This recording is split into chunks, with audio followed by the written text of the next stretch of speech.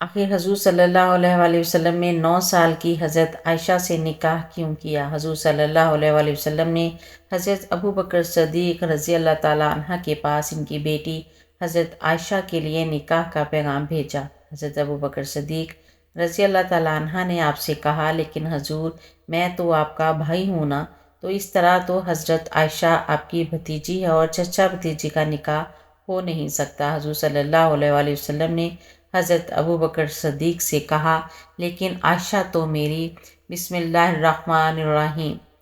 ام المومنین حضرت عائشہ صدیقہ رضی اللہ تعالیٰ عنہا کی والدہ ماجدہ حضرت ام رومان رضی اللہ تعالیٰ عنہا کا پہلا نکاح عبداللہ ازدی سے ہوا۔ عبداللہ کی موت کے بعد آپ حضرت سیدنا ابوبکر صدیق رضی اللہ تعالیٰ عنہ کے نکاح میں آئیں۔ اللہ تعالیٰ نے ان کے بدن سے حضرت سیدنا ابوبکر صدیق رضی اللہ تعالیٰ عنہ کو ایک بیٹا حضرت عبد الرحمن اور ایک بیٹی حضرت عائشہ رضی اللہ تعالیٰ عنہ نصیب فرمائے۔ ام المومنین حضرت عائشہ صدیقہ رضی اللہ تعالیٰ عنہ خلیفۃ المسلمین حضرت سیدنا ابوبکر صدیق رضی اللہ تعالیٰ عنہ کے مقدس اور مبارک خاندان میں پیدا ہوئیں۔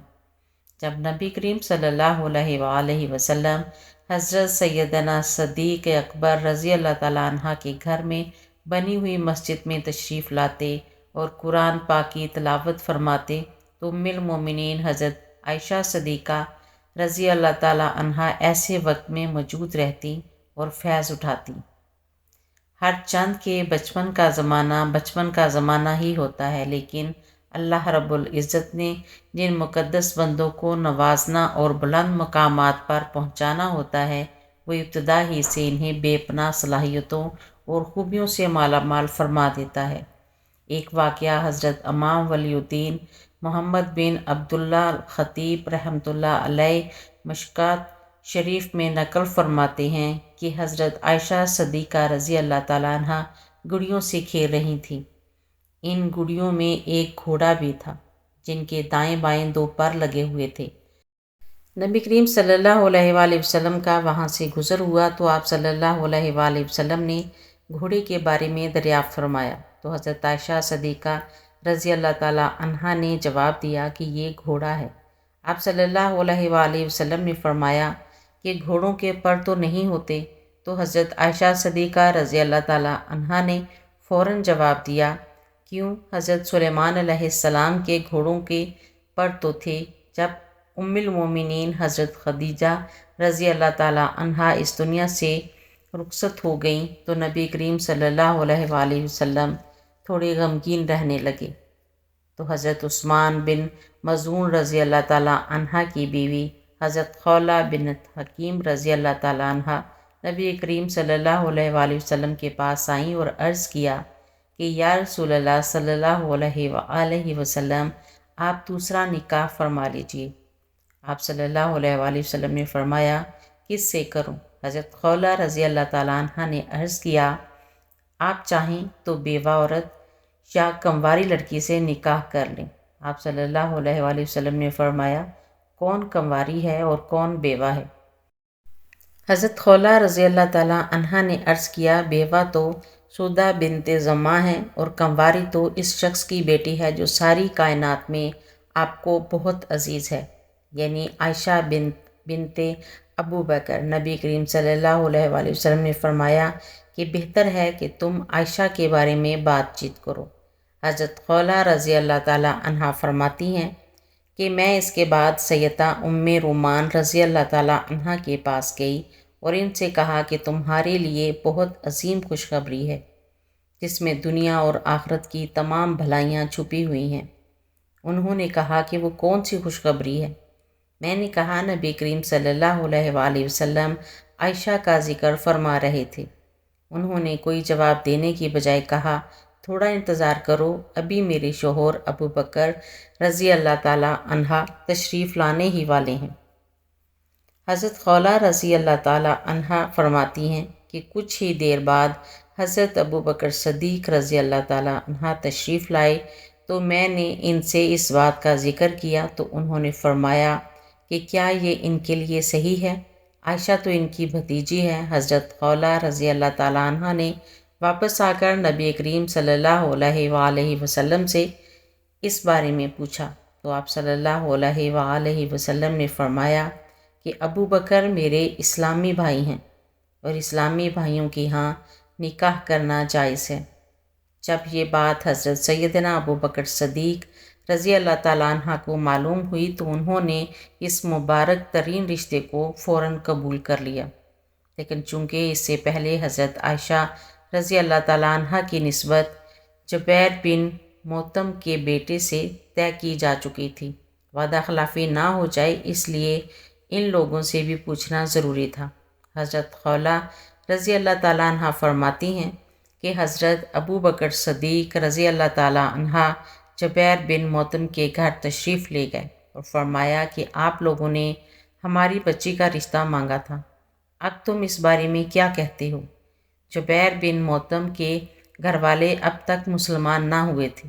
موتم نے اپنی بیوی سے اس بارے میں پوچھا تو اس نے کہا کہ اگر یہ لڑکی عائشہ صدیقہ رضی اللہ تعالیٰ عنہا ہمارے گھر آ گئی تو ہمارا لڑکا بھی اپنے باپ دادا کے دین سے پھر جائے گا، اس لیے ہمیں کسی صورت یہ بات منظور نہیں۔ حضرت سیدنا ابو بکر صدیق رضی اللہ تعالیٰ عنہ ان دونوں کی رائے جان لینے کے بعد وہاں سے تشریف لے آئے۔ اب انہیں وعدہ خلافی کا کوئی خطرہ نہ تھا، خوشی اور مسرت کی کوئی انتہا نہ تھی۔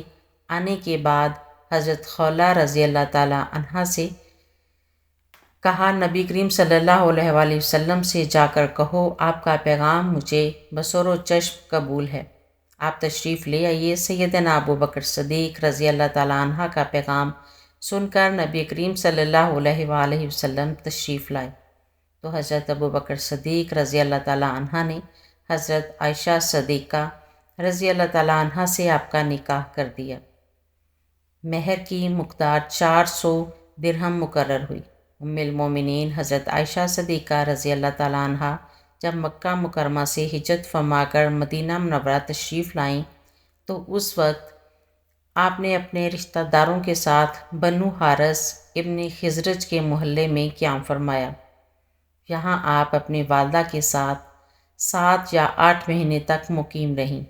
اس وقت مدینہ منورہ کی آب و ہوا بڑی سخت تھی، جس کی وجہ سے مدینہ منورہ ہجرت کر کے آنے والے اکثر حضرات بیمار ہونے لگے۔ خود حضرت ابو بکر صدیق رضی اللہ تعالیٰ عنہ اور ان کی صاحبزادی حضرت عائشہ صدیقہ رضی اللہ تعالیٰ عنہ بھی بیمار ہو گئیں۔ حضرت عائشہ صدیقہ رضی اللہ تعالیٰ عنہ جب صحت یاب ہوئیں تو حضرت ابو بکر صدیق رضی اللہ تعالیٰ عنہ نے نبی کریم صلی اللہ علیہ وآلہ وسلم کی بارگاہ میں حاضر ہو کر کہا کہ یا رسول اللہ صلی اللہ علیہ وآلہ وسلم آپ اپنی بیوی کو اپنے گھر بلوا لیجئے۔ حضرت محمد صلی اللہ علیہ وآلہ وسلم نے ارشاد فرمایا اس وقت میرے پاس مہر ادا کرنے کے لیے رقم نہیں ہے۔ حضرت ابو بکر صدیق رضی اللہ تعالیٰ عنہ نے عرض کی کہ یا رسول اللہ میری دولت قبول فرما لیجئے۔ چنانچہ نبی کریم صلی اللہ علیہ وآلہ وسلم نے حضرت ابو بکر صدیق رضی اللہ تعالیٰ عنہ سے قرض لے کر حضرت عائشہ صدیقہ کے بھجوا دیا۔ چند عورتیں دلہن کو لینے کے لیے حضرت ابو بکر صدیق رضی اللہ تعالیٰ عنہ کے گھر آئیں۔ حضرت ام رومان رضی اللہ تعالیٰ عنہ نے حضرت عائشہ صدیقہ رضی اللہ تعالیٰ عنہ کو آواز دی۔ وہ اس وقت اپنی سہیلیوں کے ساتھ جھولا جھولنے میں مصروف تھیں۔ حضرت عائشہ صدیقہ رضی اللہ تعالیٰ عنہ کی والدہ حضرت ام رومان رضی اللہ تعالیٰ عنہ نے ان کا منہ دھلایا، بال سنوارے اور پھر ان کو اس جگہ لے آئیں جہاں انصار کی خواتین بیٹھی ہوئی تھیں۔ حضرت عائشہ صدیقہ رضی اللہ تعالیٰ عنہ دلہن بنی ہوئی وہاں پہنچی تو مہمانوں نے کہا تمہارا آنا خیر و برکت اور نیک و بال ہے۔ یہ صدا لگا کر دلہن کا شاندار طریقے سے بڑھ چڑھ کر استقبال کیا۔ تھوڑی دیر بعد نبی کریم صلی اللہ علیہ وآلہ وسلم بھی تشریف فرما ہوئے۔ حضرت اسماء بنت یزید رضی اللہ تعالیٰ عنہ جو کہ حضرت عائشہ صدیقہ رضی اللہ تعالیٰ عنہ کی سہیلی ہیں بیان کرتی ہیں کہ اس وقت حضرت عائشہ صدیقہ رضی اللہ تعالیٰ عنہ کہ گھر والوں نے نبی کریم صلی اللہ علیہ وآلہ وسلم جیسے معزز ترین مہمان کی خاطر مدارت کے لیے ایک پیالہ دودھ پیش کیا تھا۔ آپ صلی اللہ علیہ وآلہ وسلم نے اسے خوش دلی کے ساتھ قبول فرما لیا اور اس میں سے تھوڑا سا دودھ پی کر اسے حضرت عائشہ صدیقہ رضی اللہ تعالیٰ عنہا کی طرف بڑھا دیا۔ چنانچہ انہوں نے حیا کرتے ہوئے پیالہ لے لیا، اس میں سے تھوڑا سا دودھ پی لیا۔ اس طرح شوال کے مہینے میں حضرت عائشہ صدیقہ رضی اللہ تعالیٰ عنہا نبی کریم صلی اللہ علیہ وآلہ وسلم کے مقدس کاشانے میں بڑی سادگی سے رخصت ہو کر آ گئیں۔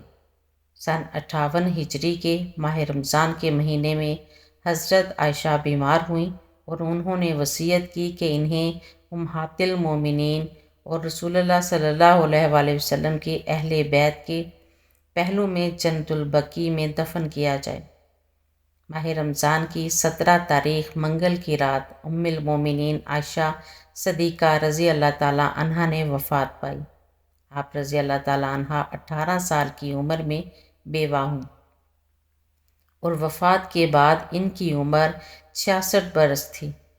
حضرت ابو ہریرہ رضی اللہ تعالیٰ عنہ نے نماز جنازہ پڑھائی جب آپ صلی اللہ علیہ وآلہ وسلم مدینہ طیبہ میں ہوتے ہوئے روزانہ عصر کے بعد تمام ازواج مطہرات رضی اللہ تعالیٰ عنہن کے پاس تشریف لے جاتے اور ہر ایک کی ضرورت معلوم کر کے اس کی تکمیل فرماتے۔ جب سفر پر روانہ ہوتے تو ازواج مطہرات رضی اللہ تعالیٰ عنہن کے درمیان قرآن اندازی فرماتے، جس کا نام نکل آتا اسے ساتھ لے جاتے۔ قرآن پاک میں اللہ تعالیٰ نے کسی عورت کا نام نہیں لیا، صرف حضرت مریم علیہ السلام کا نام لیا ہے۔ اس کی بھی خاص وجہ تھی کہ حضرت عیسیٰ علیہ السلام کے والد کوئی نہیں تھے، اسی لیے ان کو ماں کی جانب سے مخاطب کیا گیا۔ دین اسلام سب سے غیرت مند ہے، اسی لیے قرآن پاک میں کسی عورت کا نام نہیں ہے۔ ایک حدیث میں آتا ہے کہ اللہ تعالیٰ سب سے زیادہ غیرت والے ہیں، اس کے بعد میں سب سے زیادہ غیرت والا ہوں اور مومن بھی غیرت مند ہے۔ قرآن میں آتا ہے کہ اے پیغمبر اپنی بیویوں، بیٹیوں اور مسلمانوں کی عورتوں کو حکم دیجیے کہ وہ اپنے اوپر عاجزی لٹکا کر رکھیں۔